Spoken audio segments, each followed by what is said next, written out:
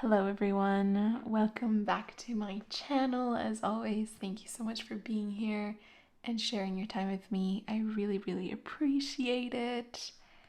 I'm back with another video. I was really on my weekly roll, but then I think I was getting a bit bogged down by such a cliche, but the pressures of the internet and,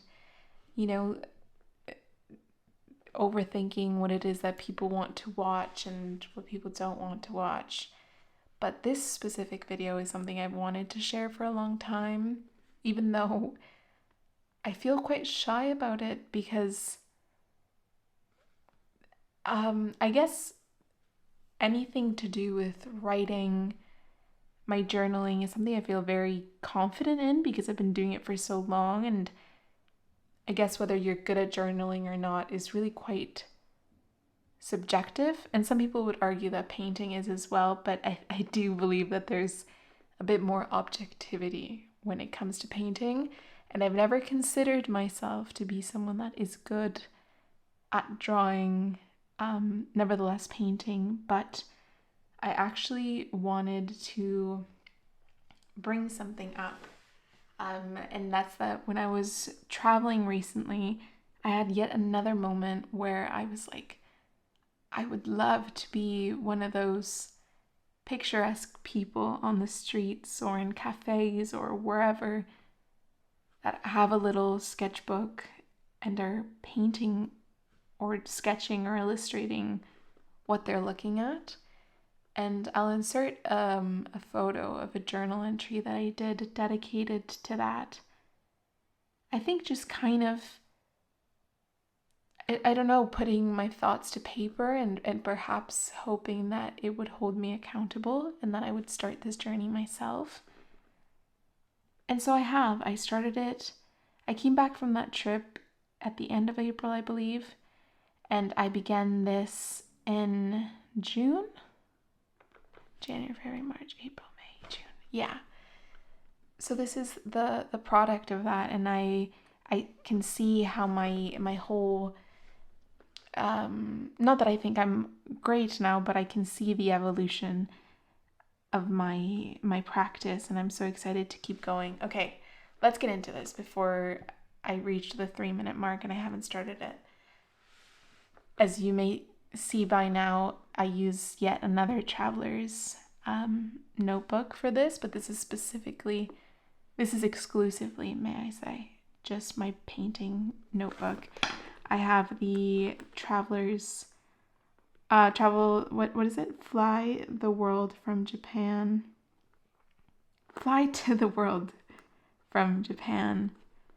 little medallion here, and I have a nice trip clip up top. If you can see here, I have a little painting charm and then another charm that's stuck right now.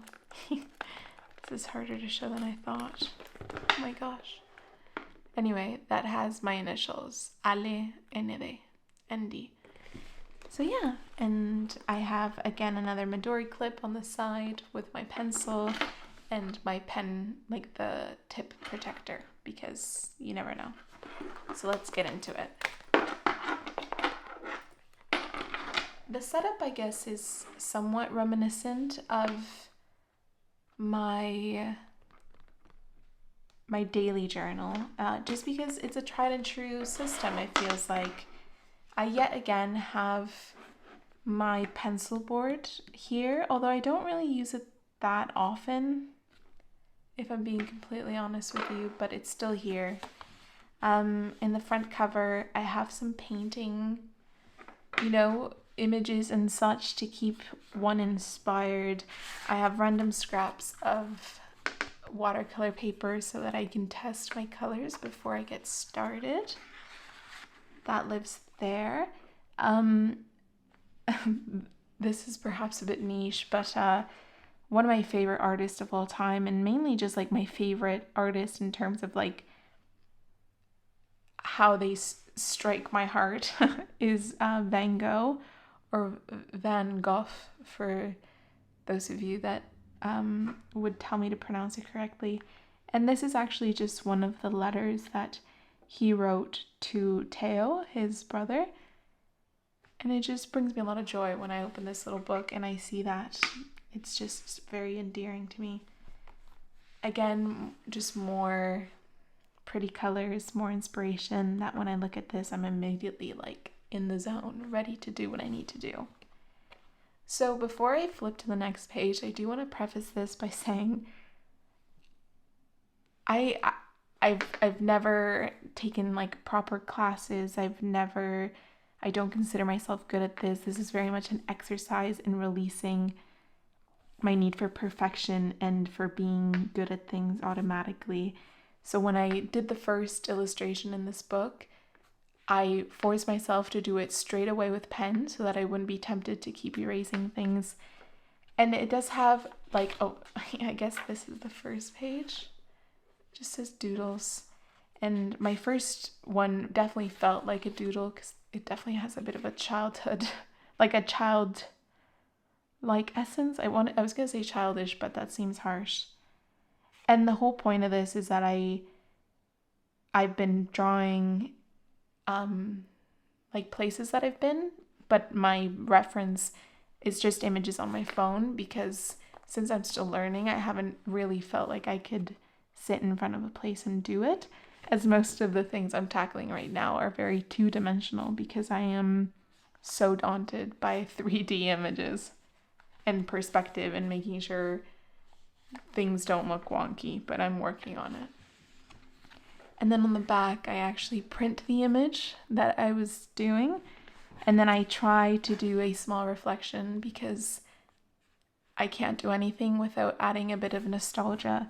And then if I remember to, I'll do some of the colors that I used at the bottom, but sometimes I forget and I clean my palette, and then after the fact, I'm like, oh no, I didn't do my squares. So if I remember, I will do that. This is my childhood home I guess my grandma's home in Mexico, which feels like my home.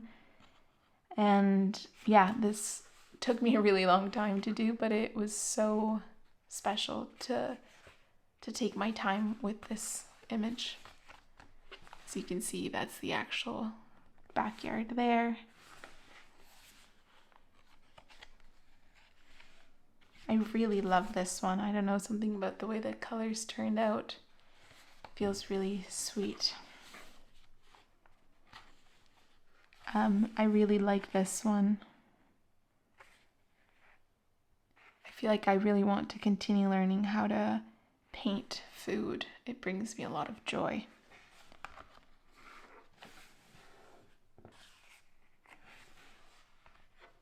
Again, here's where it really gets wonky with like me attempting to do like the depth of a building, but hey, I'm working on it. I've said this in a previous video, but I love London, England. And one of my favorite things about any time that I've spent there is the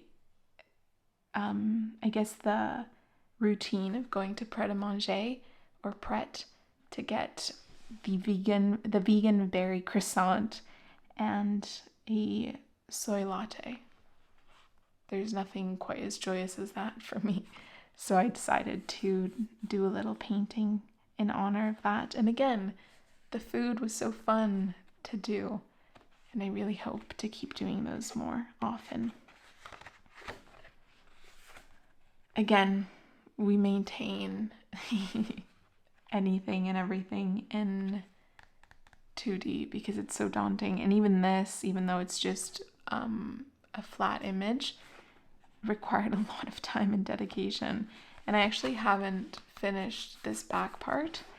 I have one more image before we're at the end of the notebook, which leads me to this next insert that's at the back.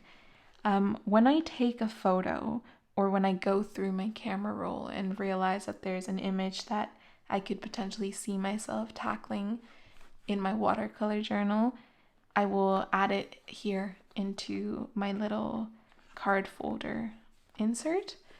I also sometimes do little swatches, or I have random little cards of watercolor because you never know when you might need that. And this is really frantic, but I've been trying to reuse this as many times as possible before getting rid of it. And this is just how I mark out the squares for this. I'm sure there's a better way to do that. I have not found it. So alas, this is what we're using. And then in the very back, doesn't really require an explanation because I was just using it. Well, maybe I'll explain very briefly, but I had this random piece of, I think maybe it was sticker paper, and I was just sketching something, tracing, I guess, a certain image because my brain couldn't compute how the lines were working. And I was hoping that by doing this, it would give me a different perspective of it. I don't remember entirely if it worked or not, but that's what that's there for. And then this back here is actually just a reusable little paper towel. Instead of using a paper towel every time I need one, I can just, if I use my brush, I can just, and then have it be a little bit more eco-friendly. And then I have paper clips because sometimes before, let's say this is the next one I'm tackling, I'll take out this image and then paper clip it onto the page so that I can reference it. Like I would just attach it here, and then as I'm doing my thing, I have it right there to reference. Because I will admit that sometimes I will be referencing it from my phone, but it's somehow in my brain. Ideally, I guess, I wouldn't want to be using my phone during the process. I want it to be as analog and as far away from anything digital as possible. So that's why paper clips live in this book as well, because they have proven to be quite helpful. And then just at the back, I have a ruler. I have the reference of the colors that are in this palette. That is the main palette that I use. It's just like the beginner Winsor & Newton palette. But I like knowing what the colors are. I think that's quite helpful when you're starting off, especially.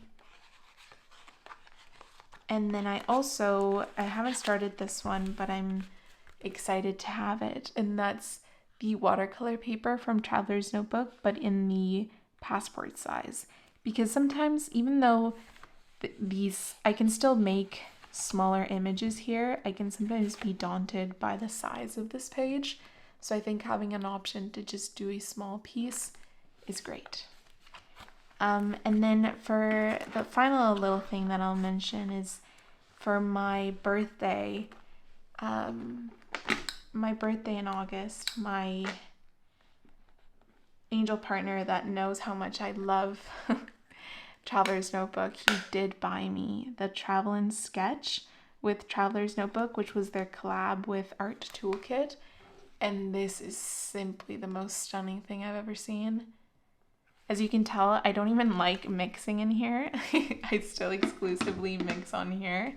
But eventually I'll stop being precious with it and I'll use this to its full capacity, because I also think there's something so beautiful. Like, it looks really beautiful when it's really lived in. But so far I'm being really precious with it. And not to say I'm not using it, I'm just being precious with it. And then I do love actually this teeny brush that comes with this kit. It's tiny. It's probably a 1, if that. It's very, very, very, very tiny. Can you see that? But I love it. I actually think it's really, really handy. Although I do have this watercolor paintbrush set, which is the Princeton Aqua, what's that called? Aqua Elite. And it comes in a size 4, 8, what would this one be?